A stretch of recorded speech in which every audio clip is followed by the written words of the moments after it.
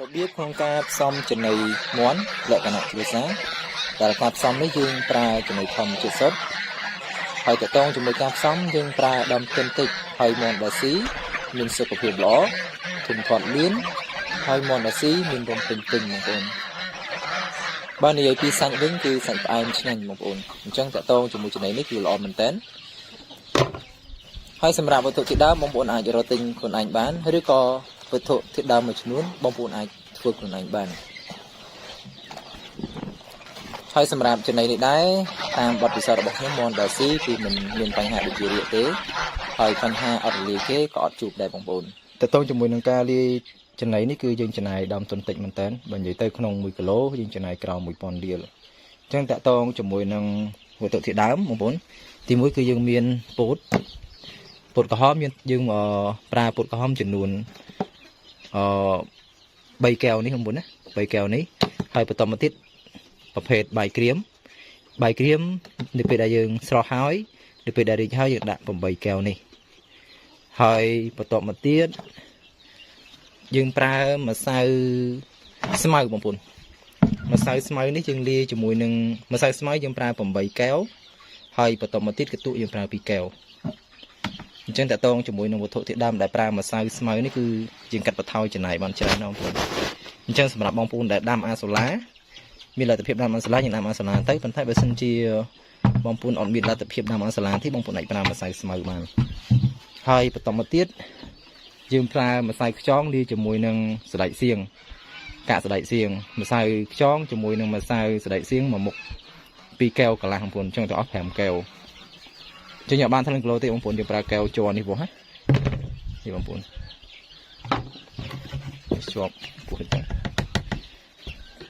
ហើយបន្តមកទៀតម្សៅត្រីយើងប្រើ2កែវបងប្អូនណាម្សៅត្រីយើងអាចធ្វើខ្លួនឯងបានម្សៅខ្យងយើងធ្វើខ្លួនឯងបានម្សៅសណ្តែកសៀងក៏យើងអាចធ្វើខ្លួនឯងបានជាយើងធ្វើខ្លួនឯងទេបងប្អូនដើម្បីឲ្យចំណាយដើមទុនតិចហើយបន្តមកទៀតនេះបងប្អូនម្សៅវីតាមីនយើងប្រើទឹកលើខ្វះ3លីត្រទៅហើយម្សៅវីតាមីនសម្រាប់ម្សៅវីតាមីនយើងប្រើចំនួន1ខាំអញ្ចឹងតកតងជាមួយម្សៅវីតាមីននេះគឺយើងប្រើវីតាមីន E លាយជាមួយវីតាណាលាយជាមួយម្សៅប៉ូលីហើយនិងម្សៅរមៀត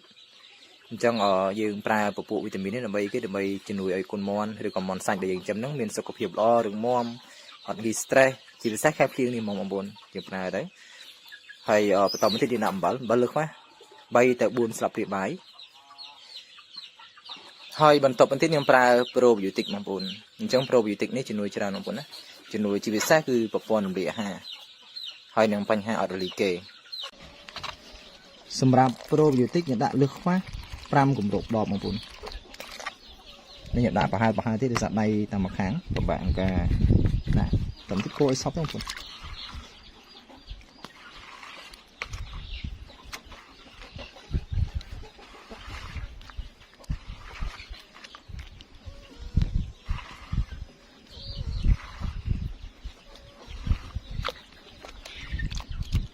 ហើយបន្តមកទៀតយើងចាក់ចូលក្នុងចំណីដែលយើងលេងមកបងប្អូនចំណីនេះបងប្អូនចង់ឲ្យមាន់ស៊ីស្រស់ក៏បានបងប្អូនចង់ផ្អាប់ក៏បានបងប្អូនចង់វាយក្របក៏បានដែរបងប្អូន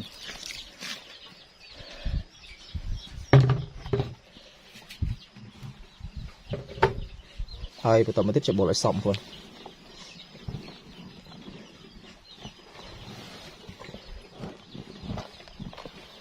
ចំណីនេះ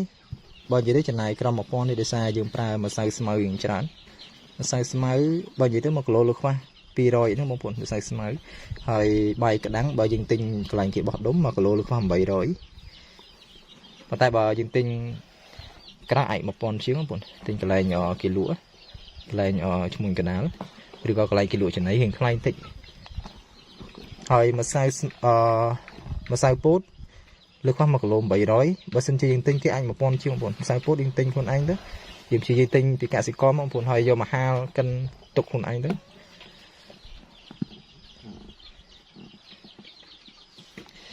ហើយម្សៅខ្យងយើងធ្វើខ្លួនឯងបានម្សៅខ្យងយើងអាចចិញ្ចឹមក៏បានយើងអាចទិញប្រភេទខ្យងយួនខ្យងថៃយកមកធ្វើជាម្សៅខ្យងក៏បានចឹងតើតើជាមួយនឹងការធ្វើម្សៅខ្យងខ្ញុំបានបង្ហាញណាការធ្វើម្សៅខ្យងការធ្វើម្សៅត្រីខ្ញុំបានបង្ហាញហើយបងប្អូនអាចចូលមើលមេរៀនបានហ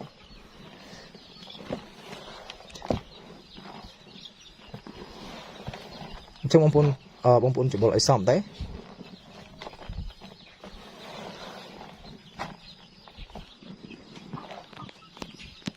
trong bông bồn đã tông trong mùi này chân này ní bông bồn ai đo lại mì môn xì của bán xin cho bông bồn đo từ lưỡi mì món bông bồn ai thành chi bọc hết chân này crop chân này món cống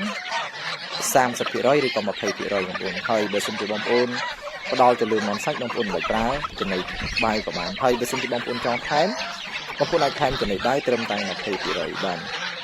ท้อยสำหรับจำในนี้ได้บางคนอาจตราtừเลยคุณมอนจับปีอายุ40 ไงหลังจังคุณมอนปีโต้เราได้อายุ40 ไงบางคนอาจตราจะในนี้ลีจมูกจะในบ้าน50 ปีเลย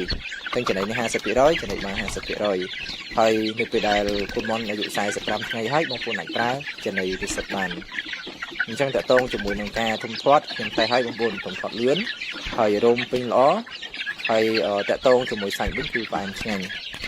ให้บางบนแต่ตรงจมูกนังจะในม้วนเรียนจานประเภทบางบนนะเอาไว้ดักเขียนบานเปลี่ยนบางบนปีมุนมอกเหมือนทำปราบบานด้วยนะปราบบานดุเคลียราคาสำหรับจะไหนนี่คือจะไหนได้เขียนตัวแต่เราคืนเตี้ยเทียบได้ยังแต่บานคืนจะแสดงตัวตามบุ๋มไทยนี่จังจะไหนในไอ้มันยังอ้อยบางบนเรียนในของกลุ่มกลุ่มเรียนตามสุดท้ายจังมาสินจะบองโอนมือตามสุดท้ายติดไปได้มินเรียนไม่ได้ยังอัปเดตบองโอนอดดังทีบองโอนตามอัปตอนทีเช่นแต่ตรงจมูกในการเรียนบองโอนถ่ายตามตามกลุ่มเอาไว้แต่ทำไมเช่นมันแต่ละโจทย์ในของกลุ่มจังบองโอนแต่ตรงจมูกในการทัวร์กสิกรรมนี้ยังก่อนไอ้ทัวร์ดอดได้มันเพียงโอน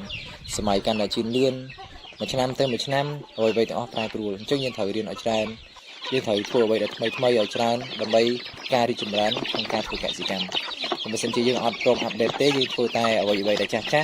ของการทัวร์กสิกรรมยังตามที่อัปตอนเป็นมงคล